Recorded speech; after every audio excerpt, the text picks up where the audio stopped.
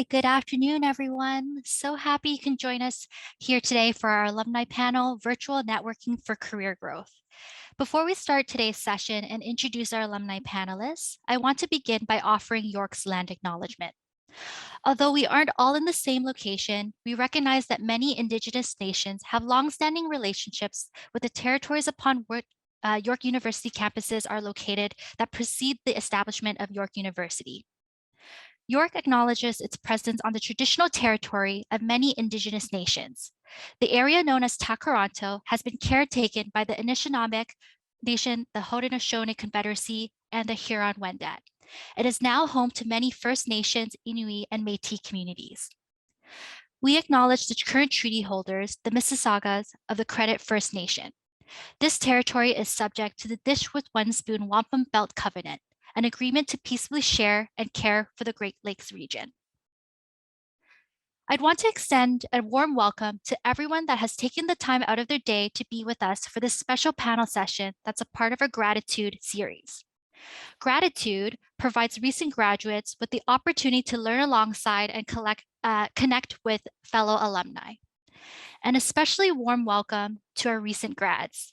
Welcome to a family of more than 350,000 alumni working around the globe. My name is Joanne, and I'm your host for today's session. I also happen to be a YorkU alumni, and I graduated with my Bachelor of Environmental Studies in 2015. Before we get started, I'd like to ask what you hope to get out of today's session. Please use the Q&A function and let us know what you'd like to learn.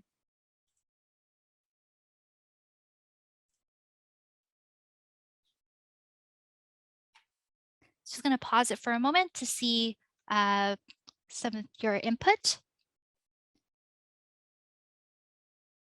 The Q&A button is located at the bottom of your Zoom screen. Great, so we hear that Andrew wants to learn how to network on LinkedIn during the pandemic. We'll definitely address that today. Thank you for sharing.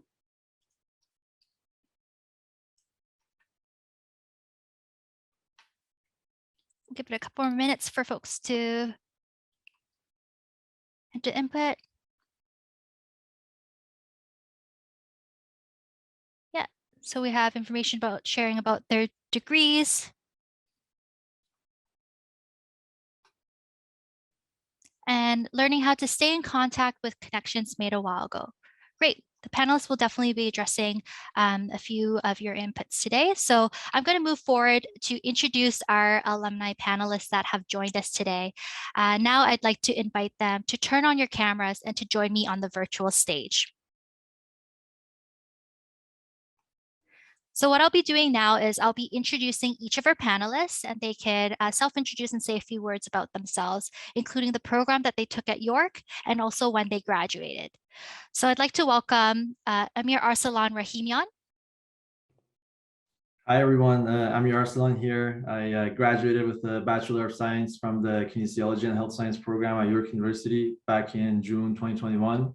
It was an amazing program, and I was surrounded by amazing peers and professors during my time at York, and I have a passion for the field of medicine. I'm currently taking some time to expand my experiences and get more involved in the community before pursuing a career in medicine. And I'm currently a research assistant at McMaster University. We're investigating the mortality rates associated with coal power plants. And I'm also the tutoring program assistant at Youth Assisting Youth, where I facilitate the tutoring program for youth, including newcomers and at-risk youth. Amazing. Thank you, Amir Arcelon, for sharing a bit about yourself. We can't wait to see how the rest of your career journey goes. Next, I'd like to invite Paniz Ghazanfari. Hi, everyone. This is Paniz. I graduated in 2015 with a Bachelor of Science in Psychology. It was a great time. I did some research work at York and met wonderful people and professors. And then I went on to law school. I graduated from Osgoode Law School into 2020. So it was right in the middle of the beginning of pandemic. I worked a little bit as a litigator, and now I'm working in-house for the Financial Advisor Association of Canada. And my work, majority of my work includes policy work, regulatory, and corporate. And I'll be very happy to hear your questions and answering as much as I can. Thanks so much, Paniz. We appreciate you being here today. Last but not least, I'd love to invite Kevin Cao. Hi, thank you. My name is Kevin Cao. I graduated York University in the Bachelor's of HR Management in 2017. During my time in university, I was very active in the college life, so I love doing everything related to the college life. So if anyone's here from New College, yay, go New College. Right now, I currently work at the bank. I work at BMO as a relationship manager. I support new business owners in getting financing and helping them start their new journey in their life. And I'm very excited to share my experiences and in networking and how I found it to be such a blessing disguise with LinkedIn and everything else today. So I'm excited. Thanks, Kevin. And thank you to all for sharing your introductions and again, for joining us today and participating on the panel and addressing some of the questions that our audience have submitted. So let's move on to our panel discussion. We're going to be talking about networking, especially doing this virtually, which has been the norm over the past couple of years. Panelists, our audience of alumni and students are keen to hear about your experiences and how you leveraged your connections and built relationships to support your personal and professional growth. To our audience, just wanted to say thank you for all the questions you submitted upon registration. Many of them have been incorporated into our planned discussion, and you'll also have the opportunity to ask questions live a little bit later on in the session. So without further ado, we'll get started and we'll kick it off with the first question. Due to COVID-19, our students and alumni have had to network in new ways. Have you had success in networking without meeting in person? And I'd like to ask Paniz to answer this question. I personally think it's a great opportunity leveraging LinkedIn because you get to network with people not only in Toronto, but outside of Toronto, outside of Canada, globally. So it has opened a lot of doors, and people are very willing for the most part to get back to you, and you can expand your network. I personally use networking when I changed my job to go in-house as a the current position that I have. I haven't met anyone in my work yet. I'm still working remotely. Everything was through remote work.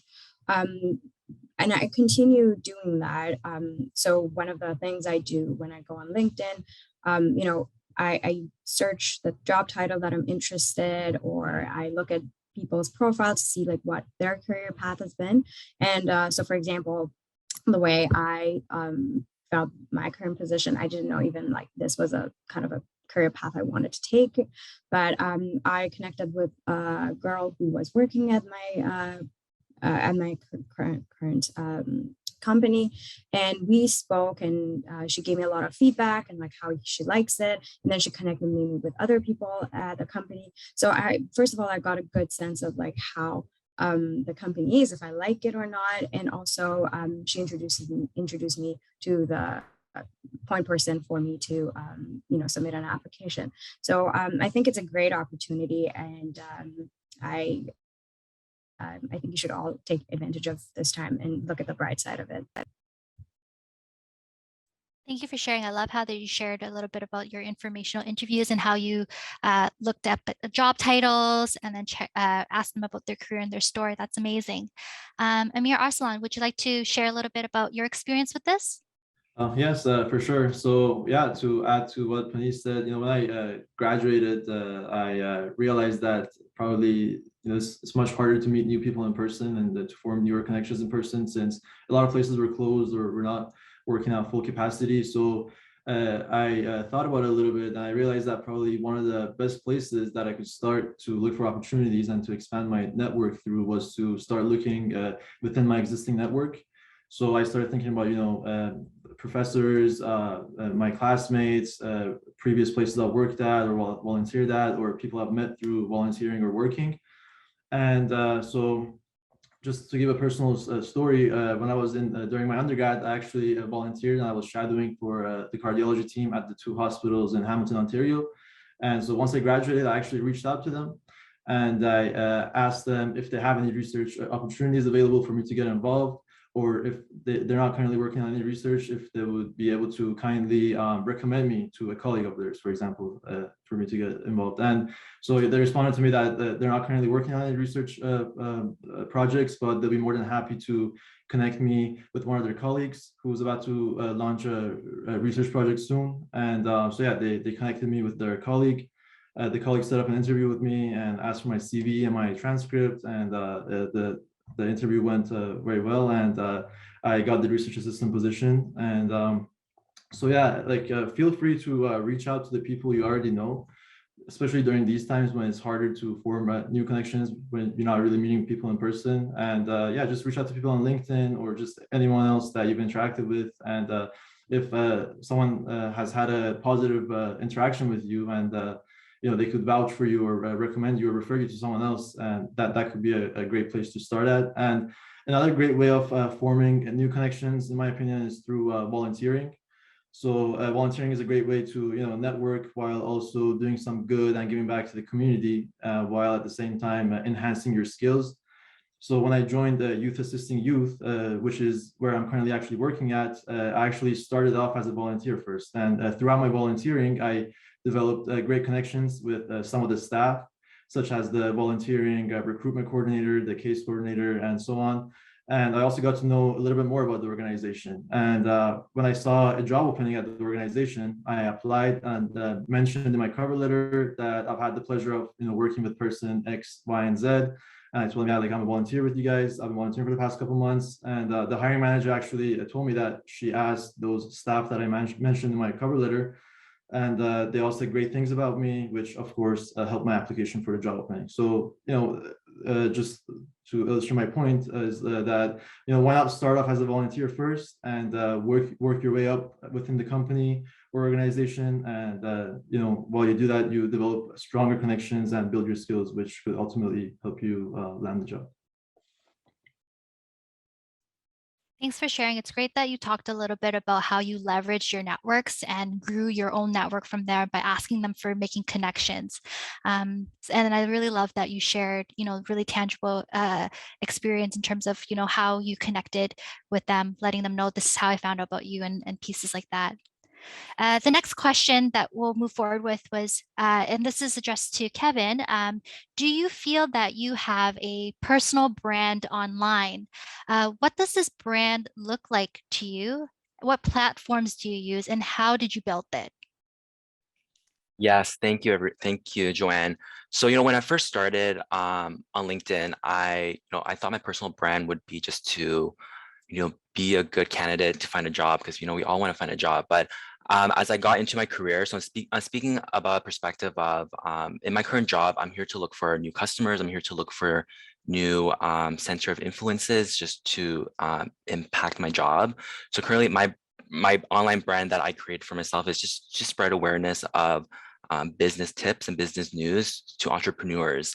A lot of times getting information, a lot of people just Google information. So if you can be a source of information by just sharing stuff that you see online, it's a very easy thing for anyone to do. If you see an article on LinkedIn or article anywhere, it's really easy to just share and start a conversation there. You're not forced to make any comments if you don't want to, but me sharing all of these little tips and tricks really gave me better understanding that people online really value this. And LinkedIn was such a really good platform to share. You're able to connect with, in my space, working with like different accountants, different lawyers, really gave me a sense of them trusting their clients with me, because I was able to share these like really easy business tips.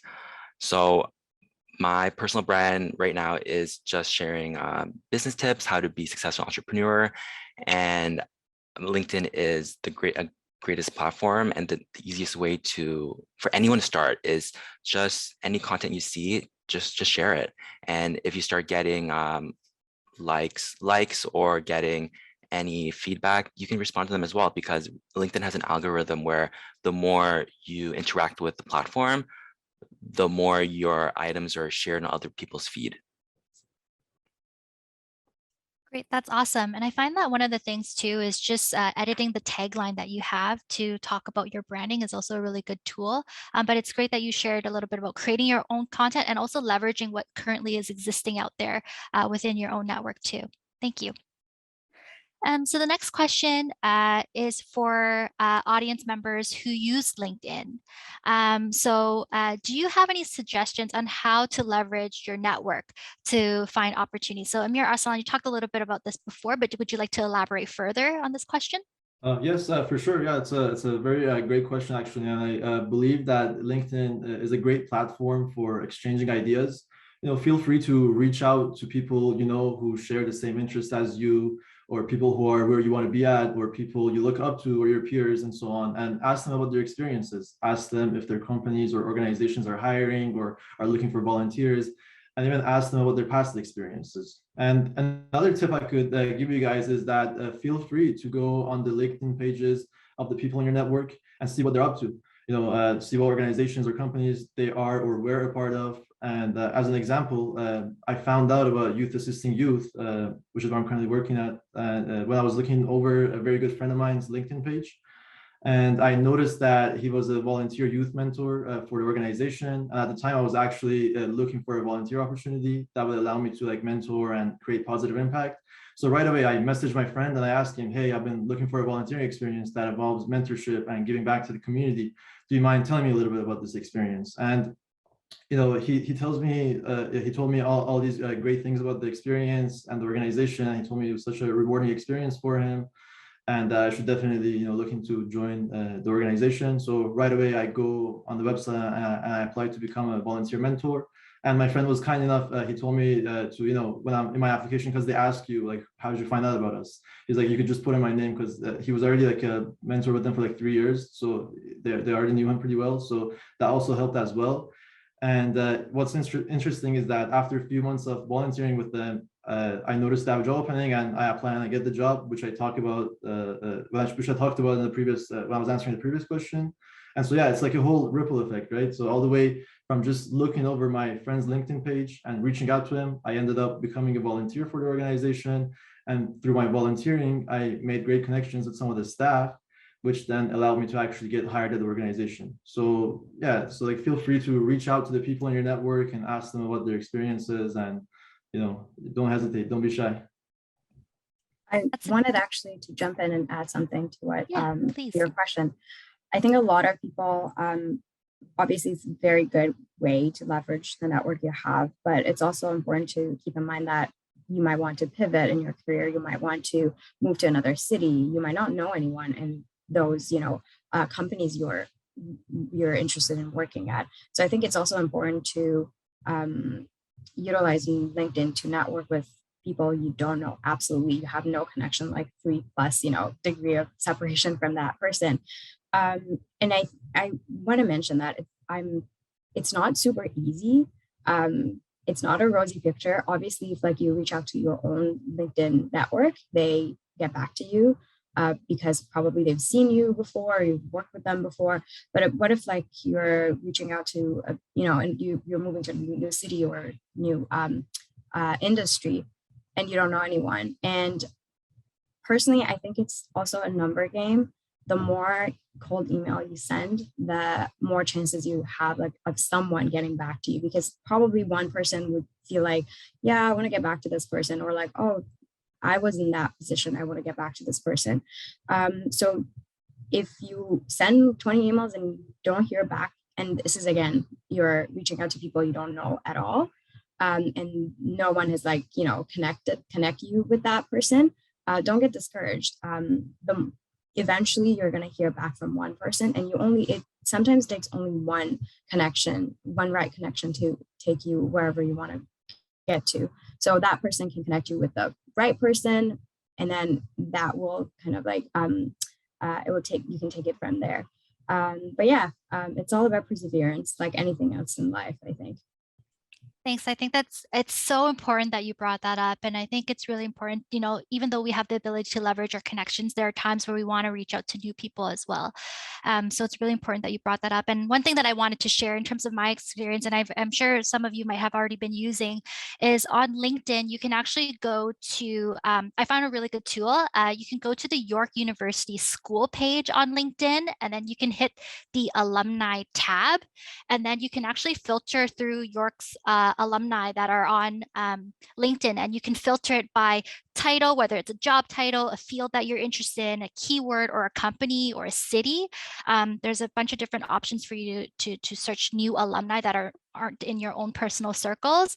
I really recommend utilizing that function on LinkedIn because there's a huge number of alumni out there of York. There's over 350,000 across the world.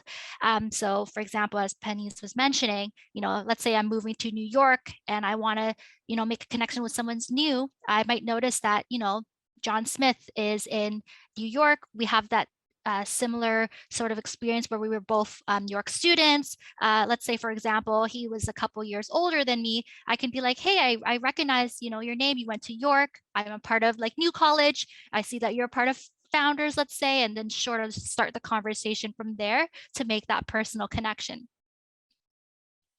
Yeah, absolutely. Like any shared connection would work. Like being from the same city, same undergrad, same interest, anything that just, you can use that or your intro line and you're like, I want to chat with you, or would you be willing to sit down with me for coffee if you're meeting in person?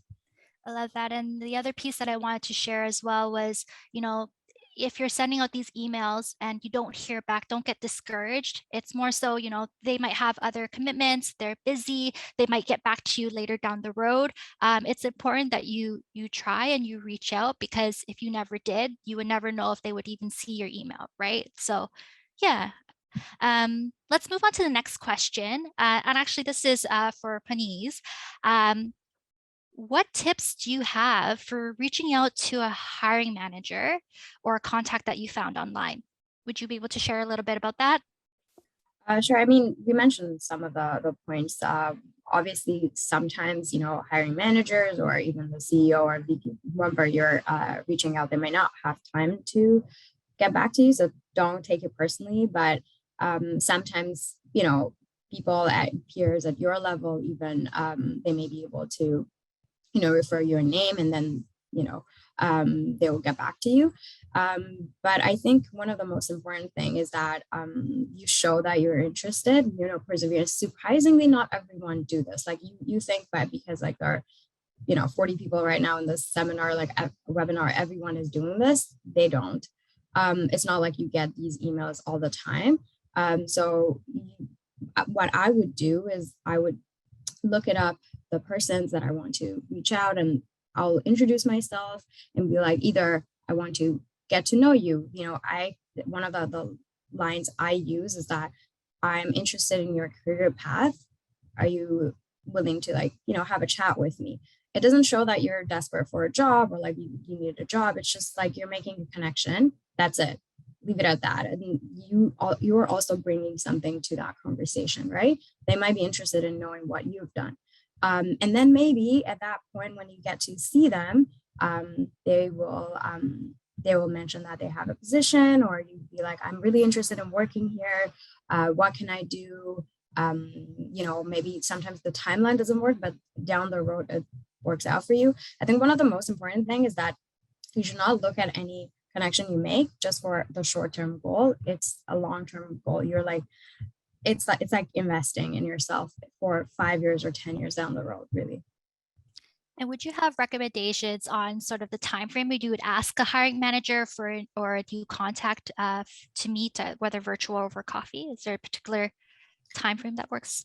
Well, I think for the last 2 years, meeting up for coffee hasn't been a thing. So, and personally, I think it saves a lot more time. Just do it, connecting online, and then maybe you can, for further conversations, you can go for a coffee chat, because obviously not every conversation you're going to have is going to be fruitful for you. But, once in a while you meet some people that you can, they might become your mentor, or you will develop a more meaningful relationship with. but yeah, I mean, it doesn't matter who you connect with. Sometimes the hiring manager might work.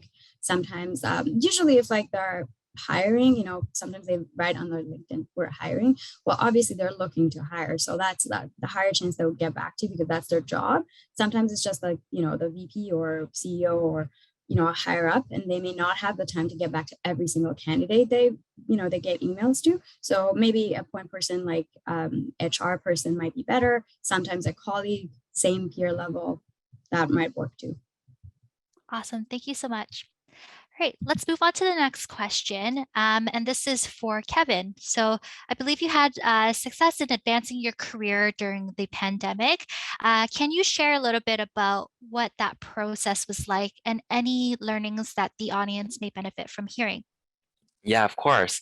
So I actually started my job a month, maybe 2 months before the pandemic on March 2020. So going in at the beginning of 2020, I was so excited, so hyped to finally kind of do what I really want to do, which is like work with businesses directly, do the financing part, and be encompassed in all of this.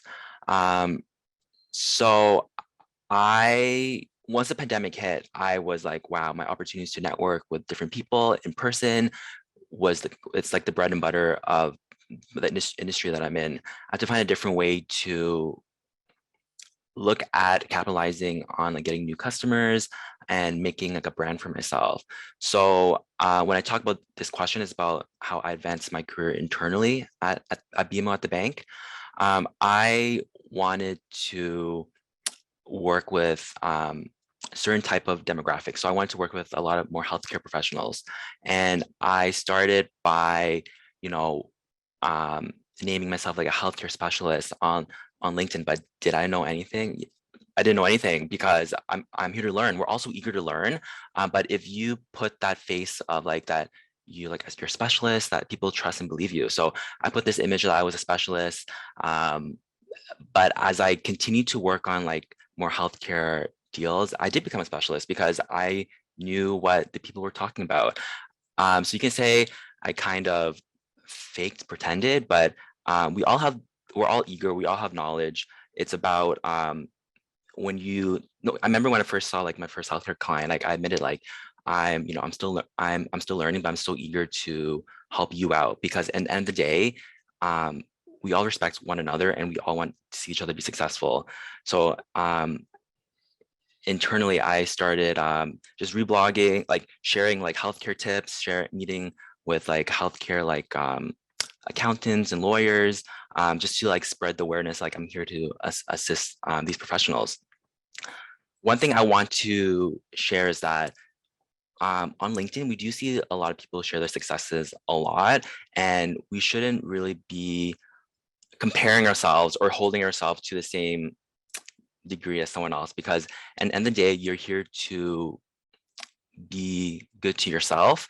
You're here to be successful, and the only thing that really matters is who you are and what you can bring to the table. So I knew that I bring a lot of like banking experience. I bring a lot of the customer service experience. I help provide direction. So that part was super important. Yes, I see a lot of people post about their success. I was able to post about my success in end of 20 and beginning of 2022. I got something called Conference of Stars at BMO, which is like the top 10% performers. And once I shared that, it's like a true testament that what I did earlier in the pandemic really worked out. And from that, I got so much engagement from people that I haven't talked to in a while, people in the organization, and it really kind of solidified that what I did in the beginning was kind of like weird and it felt like I was pretending, but it all worked out in the end because I didn't compare myself to other people. Like any social media, we see this comparison game happening. LinkedIn is the same thing, but don't be afraid to just post and do what you can because this is a race for yourself to see how successful you can be. So those are my tips about advancing my career internally at the bank.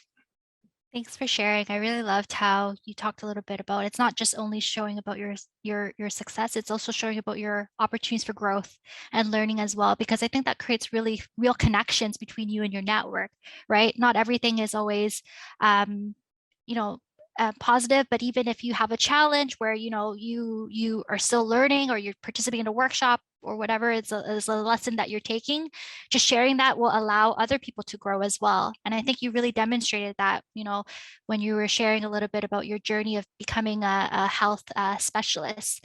You showed your desire to support, your desire to grow, to become that expert. And I think it's really great that you were able to showcase that with the public. So awesome. Yeah, one thing I want to add is like, life isn't a race. It's about gaining these little check marks.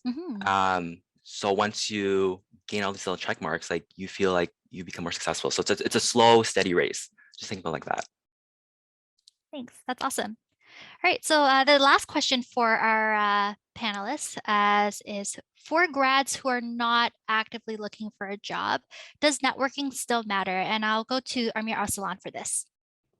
Sure. So like Paniz was saying, think of networking as like a long-term investment in yourself. I think that it's 100% still important, regardless of whether you're actively looking for a job or not, because it's always a good idea to have a wide network full of meaningful connections, because your network can drastically influence many things in your life and career. And you should always surround yourself with people who motivate you to be better and motivate you to be the best version of yourself. And you need inspirational people that you can look up to, or people who will support you throughout your journey and give you advice and guidance whenever you need it. And in my opinion, the more people you interact with, the better your communication skills become, and the more lenses you can see the world through, which will all really help you both in life and in your career.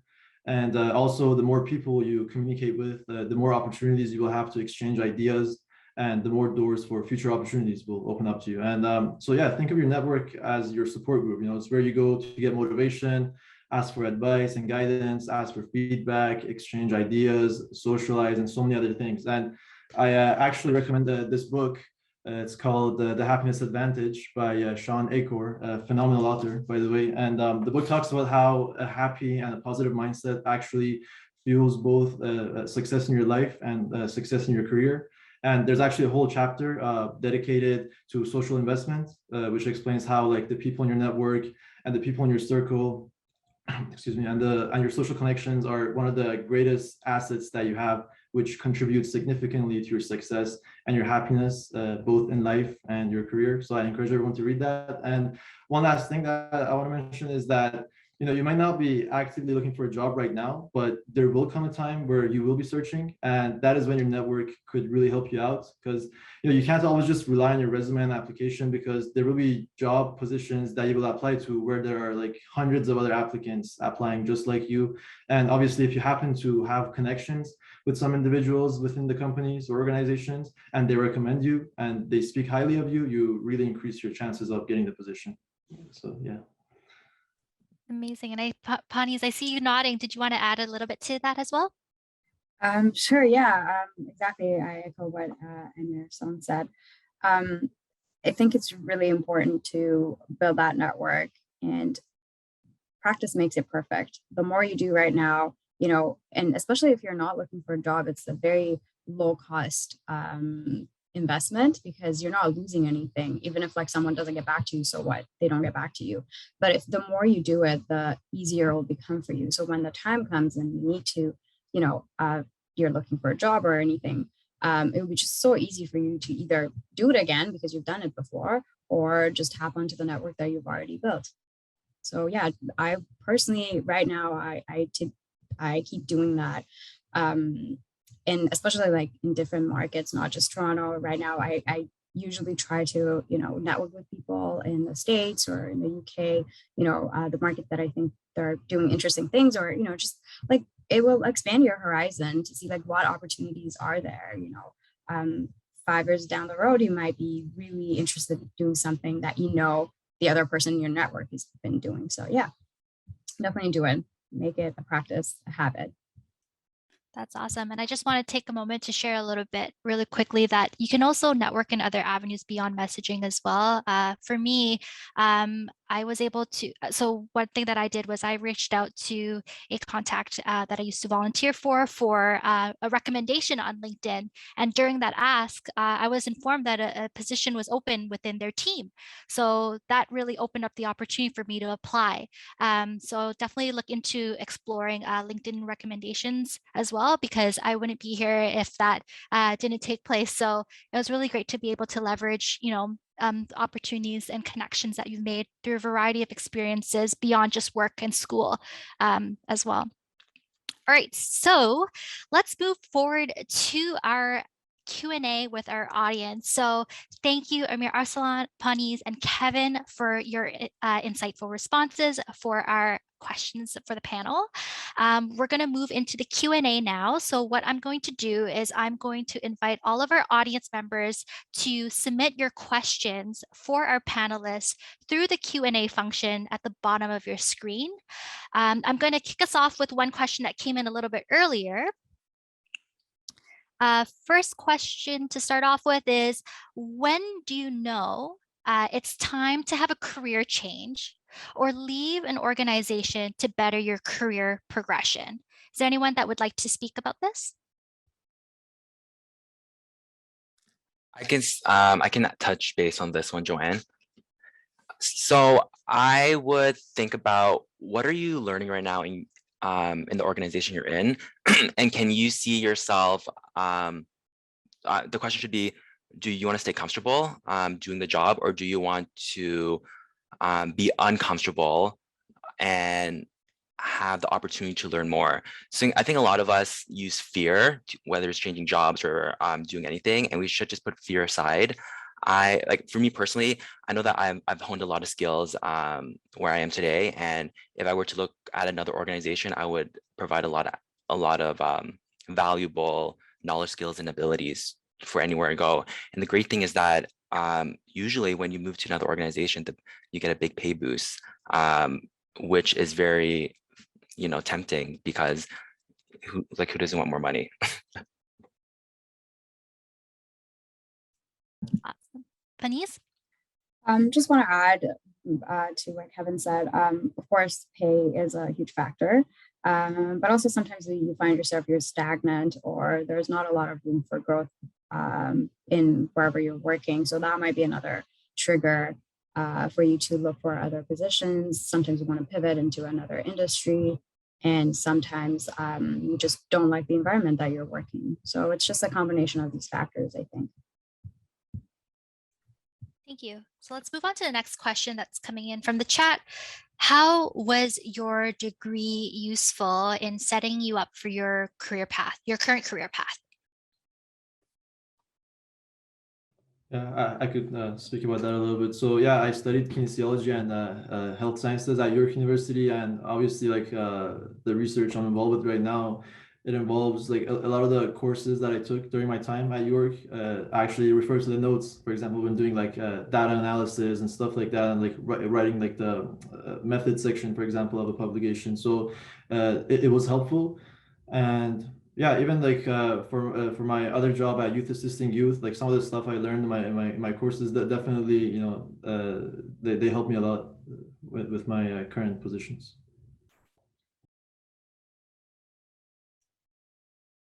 Awesome. All right, let's move on to the next question. So how do you stay in contact with connections that you've made a while ago? What are your recommendations for keeping those connections strong? I can answer that question.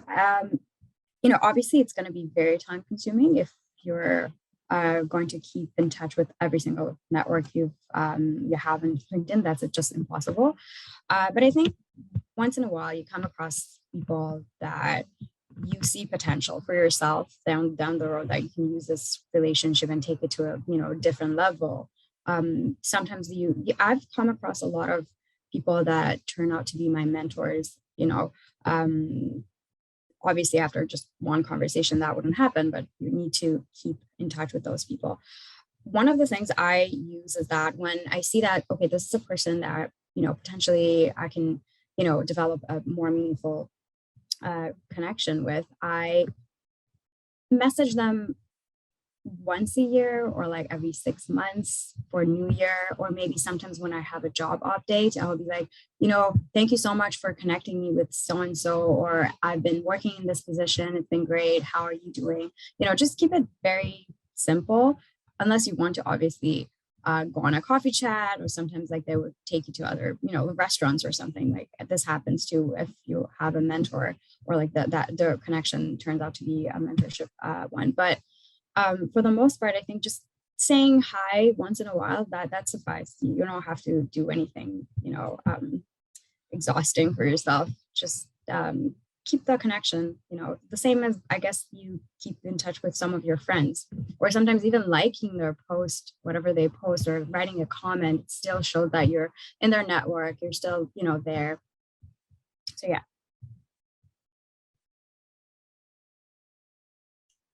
Awesome. Thank you for sharing.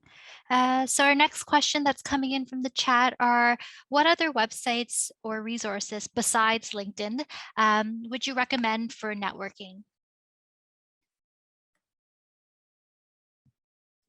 I can. Yeah, go ahead. Yeah, Kevin. Yeah, I can add. So in the business world, there's a lot of groups that you can find. So there's an app, I think it's called Meetup, where you can find different groups that are interested in what you're interested in. So for example, there's like Toronto, like downtown Toronto, like marketing group that you can join and have like casual conversations with. I know there's a lot of like business chambers, like each city has their own like business organization, and neighborhoods have like BAAs where you can actually meet other different type of people. For me, I'm fortunate enough that like some of my clients are like BIAs, where when I go to like their board of directors meeting, you see different type of people that you would never expect, like people who are just volunteering their time, but they are actually working in organizations with executive positions. So find something like within the community, like the BIAs are basically like a neighborhood business association where you can actually meet other like-minded business people. Thank you. And Paniz, you wanted to share as well?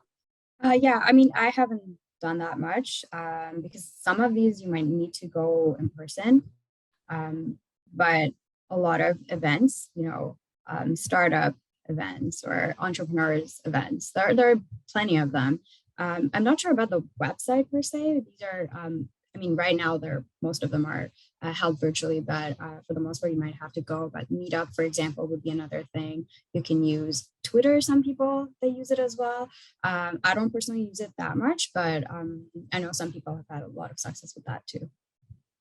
Thanks for sharing. I'm just going to add a little bit as well into some platforms that might be good to use or opportunities. So through the GRADitude program, we often host our young alumni speed networking sessions, and they're really great to register for it and to meet other young alumni like yourselves in various different industries to connect and facilitate those opportunities to connect even further.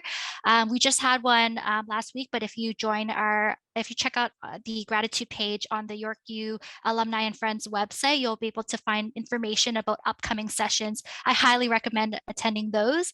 Beyond that as well, there's also opportunities where you can leverage connections on Facebook or checking our alumni networks at the York U website as well. Some of our alumni networks, which are volunteer-led by our alumni community, they often have their own social media channels where they often host opportunities for other alumni to connect amongst each other. So we can drop a link in the chat for you to check that as well. All right. So let's move on to the next question. We know that it's not always easy to network online. So what are some of the tips you can offer for those who want to build their confidence when networking virtually? Practice. Practice makes it perfect. I think the first few times you might not do that well, and then you learn. Yes, practice makes perfect, that's for sure. Is there anyone else that would like to add on to that? Yeah, so definitely like practicing helps, and also just reach out to as many people as you can, and learn about what they do. and learn about what their companies do and show genuine interest when you're talking to people. And that's just it. You just got to keep reaching out to people, like Paniz was saying earlier on. Just cold emails, just send emails to people, and just reach out to whoever that shares similar interests as you, or just someone that you find inspiring, or just people that share similar interests as you. Yeah, and I think one thing too that I just wanted to add was it's really helpful when you leverage your own connections. So for example, when I was a student, I might be working under a supervisor who's a staff member at York, let's say. After I graduated, I would reach out to them and be like, hey, just wanted to give you an update. I'm trying to do this. Can I get some advice? Let's say just leveraging that would be really good. I find it's always a little bit more comfortable starting with someone within your circle, or at least closer to your circle, before you do a cold email. So that could be a good tip that you might want to explore. Yeah, and I just wanted to add something actually. So when I was just starting off to send emails and reach out to people, I actually asked some of my other friends who had already graduated and who had success doing the networking. And I told them to show me examples of the type of emails that you guys are sending. And that was really helpful in my opinion. It's always good to ask other people's opinions and ask them for examples, and I find it really helpful to just see it, look at it from a different perspective. Yeah, and sometimes you can also use that opportunity to see if they would do a mock interview with you, or a mock session with you if they have time as well. All right, so Joanne, if I can add on something quick. Yeah. I do agree with you with looking at your existing connections, because your existing people know what you're capable of. So I think the most simple way to build more confidence is look at your family, friends, classmates, professors who actually know who you are, because if those people have a job, they know you personally, so they would have more confidence in approaching you for anything. And the second thing is just simple liking people's posts and sharing people's posts. It's a very easy way that doesn't really involve you cold messaging or messaging people, because messaging people could be daunting. So just simple like and share is an easy way. That's awesome. So actually, will flow to my next question. As we're doing these informational interviews, can you suggest some good questions that you would ask, whether it's with someone from your circle or someone that's new? Do you have sort of top 3 that you would reach out to someone? I can add yet. So some top questions I would ask questions I would ask someone I'm connecting to, Joanne? Yeah, if you were due to an informational interview. Yeah, I would always ask so I start with 2 things. You want to ask something big and something small. So it gives them the opportunity to pick how they want to move the conversation. If big could be you want to ask maybe how working in the company is. Something small could be what do you see yourself doing? What are some big projects you're working on? This way it gives you guidance of make a judgment of how to lead the conversation. So I love asking, what are some challenges that you face in your current role, and what are some things that are you really proud of within this job? It gives them the opportunity to reflect, I guess, negatively, but give you a real life candid experience, and also share about the positive. So hopefully it should balance out. Yeah, I think one thing too, to add to another question that you might want to propose is, what are some resources that you think I should be looking at if I want to learn more about this position, or develop skills on? I think the other thing that you might want to also try is there anyone else that you think I should connect with? So that allows you to add one to your network. One of the questions that came in is, for someone who is a LinkedIn beginner, what is the most important first step? So for example, let's start off with the profile. What's the most important part of the profile, and how did your profile change over time? Is there anyone that would like to speak on this? Yeah, so I actually started opened my LinkedIn account not too long ago. It was a couple months ago that I started, and I was looking into other people's pages to just get some ideas of how they generally display information on their pages. And I feel like it's really important to have a profile picture, because I've noticed like some people don't have any profile pictures, and I feel like profile pictures are a must. You need to have like a professional profile picture, and also display all your experiences and maybe briefly explain what you did in each position that you had in your career, or if you're volunteering or working or whatever. And so yeah, so that when someone goes in your account, they could have a general idea of what kind of experiences that you have, what kind of skills you have. And I feel like yeah, these are one of the main things that I would probably include when I open my account. And also add something else, that if like you're starting exactly from scratch, like you don't have any connection, nothing, obviously add the profile picture and your resume, or what your experience in education, and then maybe start adding your friends and your classmates, so like you have something going. And then even start posting, even if like you don't intend to post forever, but or like regularly, just post once a week or every day, whatever work for you. Because, and then if you put hashtags and things like that, it shows like the interest that you have, and people would start coming. So I think that might be a good way to start your page, at least. Yeah. Yeah, Paniz brings up a great point. Just start off by adding all your friends, classmates, and professors, and whoever else you've had the chance to interact with. I think that's a great point. Yeah. Thank you so much. So let's move on to the next question.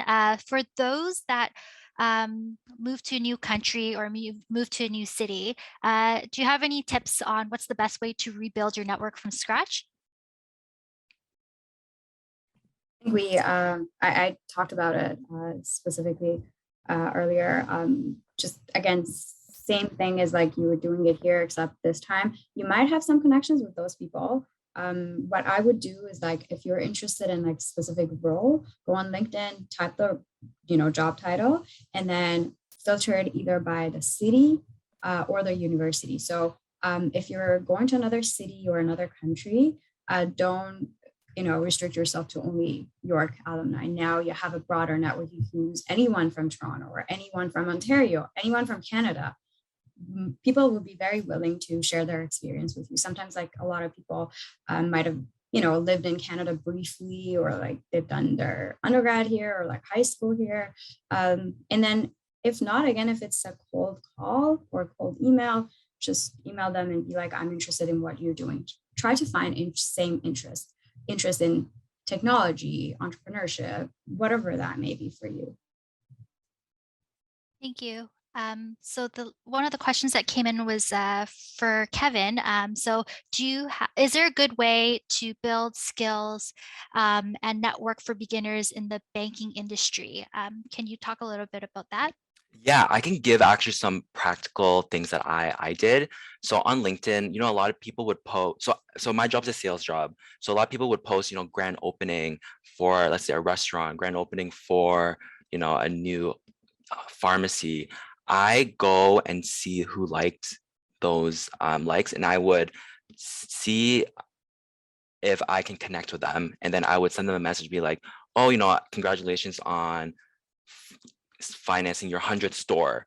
I'm happy to talk about other financing options with your future clients, or let's set up a time to talk about different options at another bank, have a second opinion.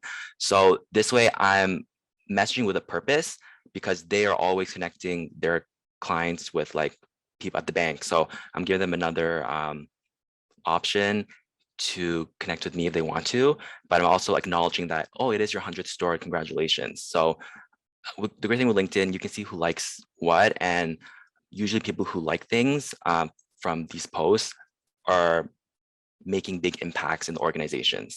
So that's a simple way to hone your sales skills.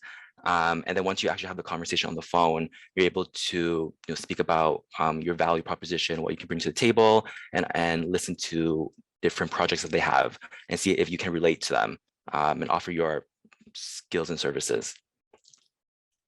Awesome, thank you. So let's wrap it off with our last question. So in addition to the tips that you shared today, do you have any tips for making yourself stand out to recruiters on LinkedIn?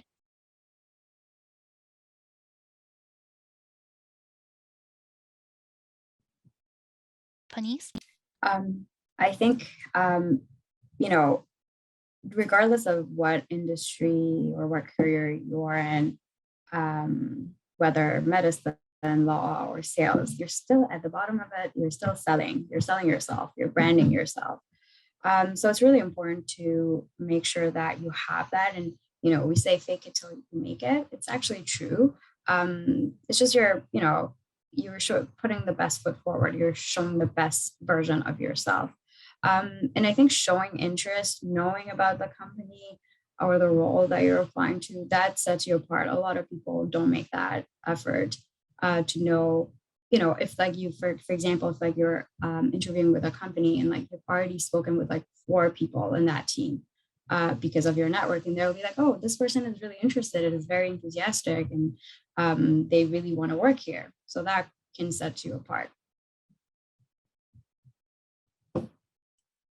Thank you so much. So that concludes our Q&A. I'd like to see if any of our panelists have any final words of wisdom they'd like to share. I'd like to open the floor. Sure.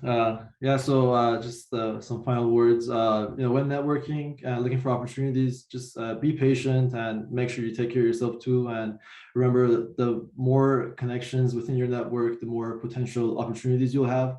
And try to seize these opportunities. So don't let them slip. If you see an opportunity that really interests you, give it your best shot. And a word of advice: that try to pursue opportunities that you're truly passionate about and you enjoy doing.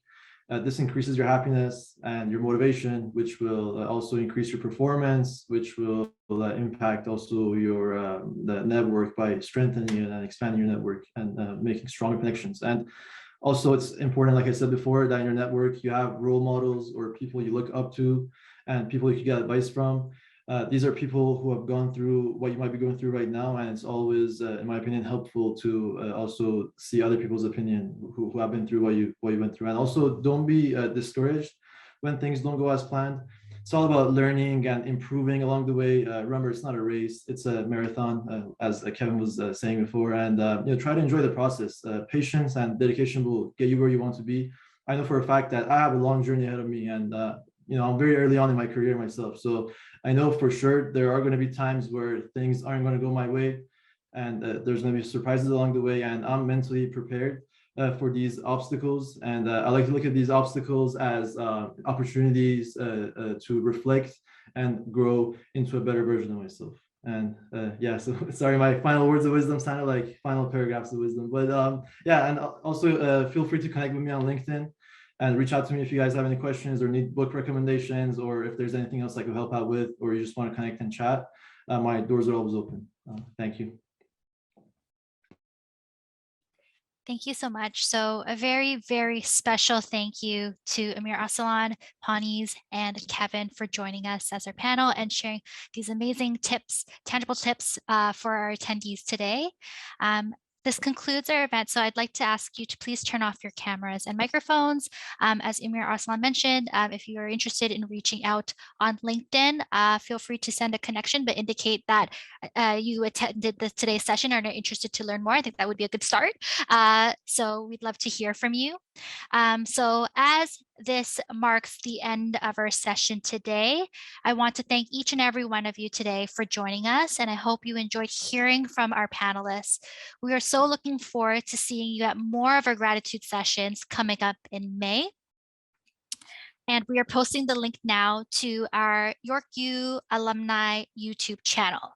One of the questions I saw that came in was if you're interested in learning about opportunities to volunteer and network with YorkU alumni, feel free to check out our website or reach out to us at alumni@yorku.ca for more information. I also wanted to share with you that we have a very exciting event coming up.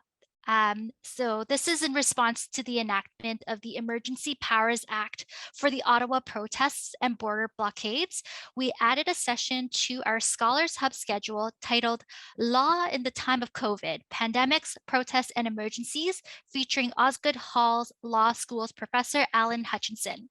This is taking place on March 3rd at 12 noon, and the registration link is in the chat should you wish to join us for this timely lecture and discussion. And without further ado, thank you again. We wish you all health and wellness during this time.